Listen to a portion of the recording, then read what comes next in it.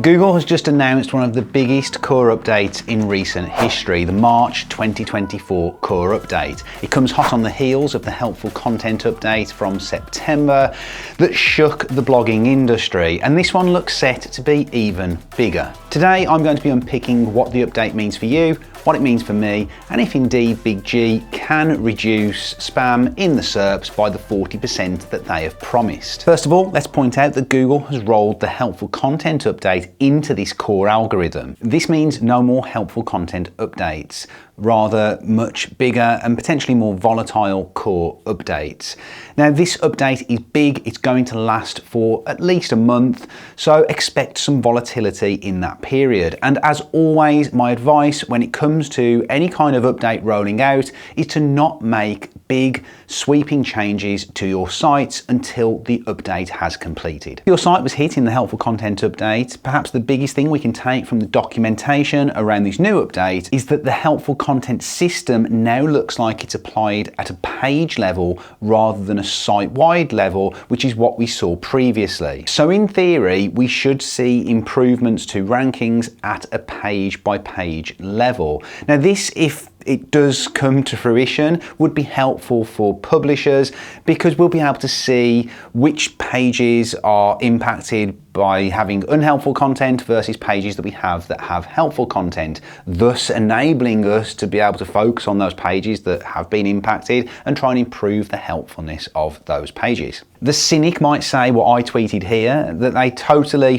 up the HCU and so have now rolled it in with the core algorithm, so it's harder to spot the impact of just targeting unhelpful content. So yes, over the next month or so we are going to see this core update roll out and we're going to see the impact of it, but perhaps even bigger than the core update was the announcement of the spam update that we had. This starts rolling out at the exact same time as the core update, and it looks to refine the spam policies that Google already has in place.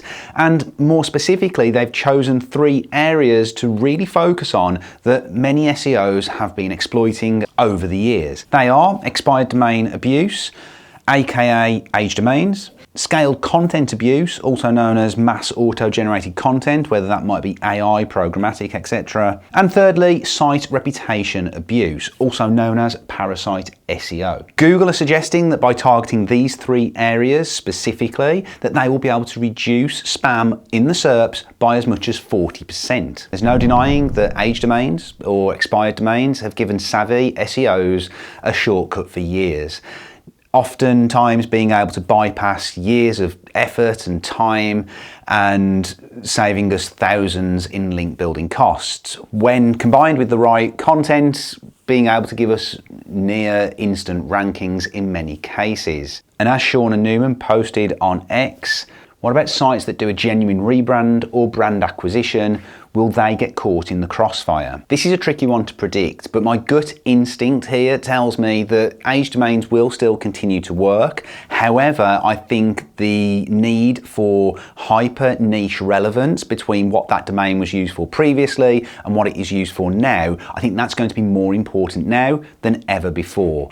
The art of using 301 redirects to purely power up a domain, I think that might be more problematic. But like I say, I think if you've still got that hyper niche relevance, you probably will be okay. Scale content abuse is obviously Google's way of trying to manage the mass of content that is being published right now. And more than anything, they probably are going after AI and programmatic SEO type sites. And as much as they aren't saying that, if we read between the lines, that pretty much is going to be the case. That doesn't mean you can't generate AI content, but anything that's done at mass and with little value is going to be at risk. And I think this is the key sentence from the documentation here. So the words here, large amounts of unoriginal content and no value, no matter how it's created, I think that's the key. So what do we take away from that? Well, programmatic and AI content per se are likely to be fine as long as they provide value. If we look at programmatic as an example, there are lots of programmatic SEO sites that get a lot of traffic, but they are genuinely helpful to searchers and to the users of those sites.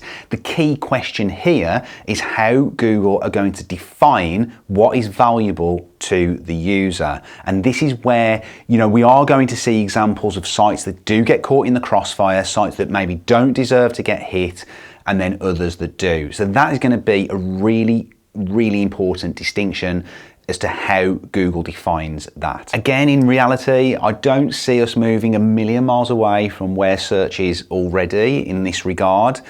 But obviously, it is going to be an interesting one to follow. And I think those sites that are relying purely on topical coverage with very little information gain offered, I think they are going to be the sites that are most at risk. But again, take all this with a pinch of salt until you see it with your own eyes and see this reflected in the SERPs. Then, you kind of got to sit on your hands and wait and see what happens. Now, this is the most interesting one for me. And as someone who works in niches that are dominated by parasite SEO posts, I'm really interested to see how this one plays out. And even more interestingly is that Google has given these sites that are hosting parasite posts a 2-month warning, with this coming into effect from May the 5th. For me, this means one of two things. First, Google is going to come down on these sites hard if they don't comply, or second, it's an empty threat and Google hopes that sites will comply if they don't have the resources or the balls to do this themselves. I actually think this is the year where parasite does get hit, and so for that fact, I think Google are going to tackle it. I think they need to tackle it. I think they have a duty of care to tackle it. So, but that means nothing until we actually see it happen for real. We don't know. Now, Google haven't actually said that sites that leverage their own authority and produce their own content are going to be hit in the same way. So don't expect to see Forbes reviews of mattresses, dishwashers and probiotics going anywhere soon. Either way, I think Google will have their bluff well and truly called here, because a lot of these high DA publications are paid handsomely by the people that are publishing these parasite posts to have these posts placed. So I don't see how they can just revoke those or take them down without some kind of recompense going back to those entities that are buying them in the first place. Unless it's baked into the T's and C's, I just don't see it happening. So I think in the vast majority of cases, that content is going to stay there. So it's a watch this space on what Google do with this by the time we get to May. This is going to be a really interesting 2 to 3 months in search. I mean, when isn't it, to be perfectly honest? And unless Google do decide to move completely away from a links-based algorithm, or they decide to manually demote hundreds or thousands of these high DA sites, then I don't see them necessarily hitting that 40% reduction target in the removal of spam. And let's be honest as well, 40% reduction, even if they do hit that, that still leaves 60% of spam. So is that even a job particularly well done? Let me know what you think. What do you think is going to happen with these updates that are rolling out at the moment? Let me know down in the comments below. One thing we do know is that Google doesn't really mind causing collateral damage to small publishers.